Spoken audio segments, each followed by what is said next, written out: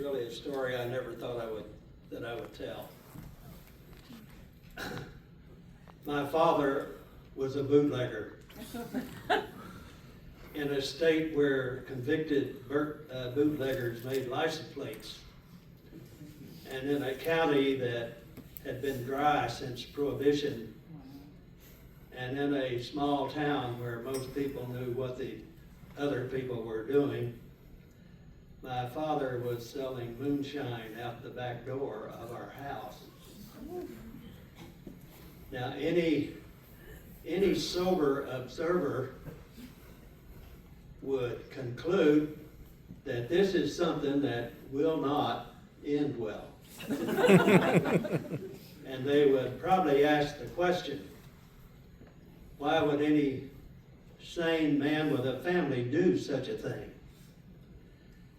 Well, for me, the answer to the question lies somewhere in the annals of World War II. My father was drafted by the Marines and sent to the South Pacific to do battle with the Empire of the Rising Sun. It was a very traumatic experience for him. When he came home, he was very thin. He had lost most of his curly hair, and he was possessed with a restlessness that he could not contain. He went back to work at his old job, which they had held for him, but he was never happy there. He was never satisfied. It seemed that he was chasing after some ill-advised get-rich-quick scheme. I believe that my father probably would have died a wealthy man had he not tried so hard to make money. It is probably inevitable that he would, at some point, be attracted to bootlegging's promise of quick and easy money. But for whatever his reasons, he became a bootlegger. Now, his business plan was not designed to rival what Al Capone had put together in Chicago some years before. His was more of a cottage industry. He bought the booze from somewhere. I never knew where he got it, but he bought the booze and he brought it home in these big 5-gallon jugs and stashed them in the woods behind our house. He collected whiskey bottles, which he would fill, sometimes with me holding the funnel, and he would bring them in the house and store them in the kitchen cabinet under the sink. As you would imagine, this was to my mother's dismay. His clientele were mostly men that he either knew or at least knew of, who would show up at our house after dark or sometimes on Saturday afternoon. Business was usually pretty good on Saturday afternoon, which is why I think I saw so many Saturday matinees. I didn't mind that. I enjoyed going to the movie, particularly when I could go with my best friend, whose name was Bob. Bob and I were Western movie groupies. On most Saturdays, Bob and I would walk to the theater, and after the movie and on the walk home, we would reenact the gunfights, the shootouts that we had just seen in the movie. Bob and I we were Western movie, Bob and I, we would reenact the movie, and then one day we were walking to the movie. Bob was unusually quiet. He was obviously upset. And when we got to Boot Hill is what we call the town cemetery. But when we got to Boot Hill, Bob stopped. He turned to me and said, "My father went over to your house last night and bought a bottle of whiskey. When he came home, he beat up my mother."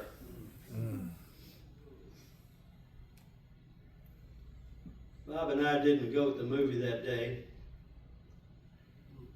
and there was no shootout, though there were several casualties. My friendship with Bob was one. The other was my father's budding bootlegging empire. It would not survive. When I finally got the courage to go home late that afternoon, it was obvious that my father already knew what had happened to Bob's mother. There were no bottles under the sink, and there were no jugs in the woods behind the house. You know, news travels fast in a small town.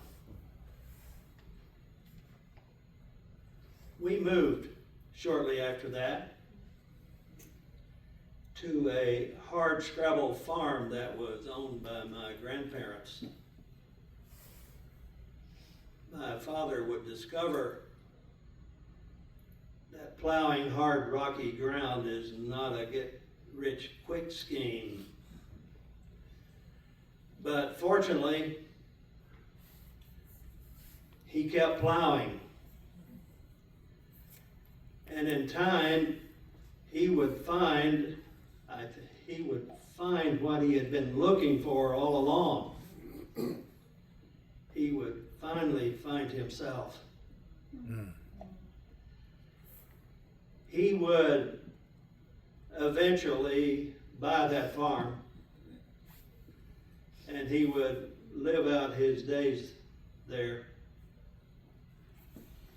He was as dry as the county. He was generous to a fault. And the only crime that you could convict him of was telling his stories to you after he had already told you a dozen times. But my father would find peace with himself.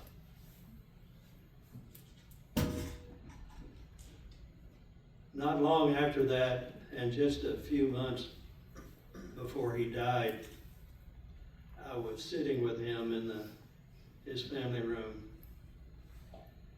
And a man came in quite unexpectedly. And when my father saw this man, he got up out of his recliner, tears streaming down his face, and these two men embraced. There were two old soldiers, two survivors of the Fighting Fourth, standing in the middle of the floor, clinging to each other and crying unabashedly. When I looked at them, I wondered to myself, why are these men crying? Were they crying because they were so glad to see each other? Or are they crying in grief for those they could not see? And perhaps it was for both. It was, again, a few years later, the wife, and after I had retired after 30 years. The wife and I decided that we would move back to our hometown for a spell, which we did. And while we were there, I worked for the school district. It was the school district where the two of us had retired, had graduated, I should say. And I installed a computer network for them. And one day, I was working in a classroom, and this student came in, walked over to me, and said, "My grandpa said your dad was a bootlegger." "I don't know about that," I said. "That is not the man I remember. Thank you."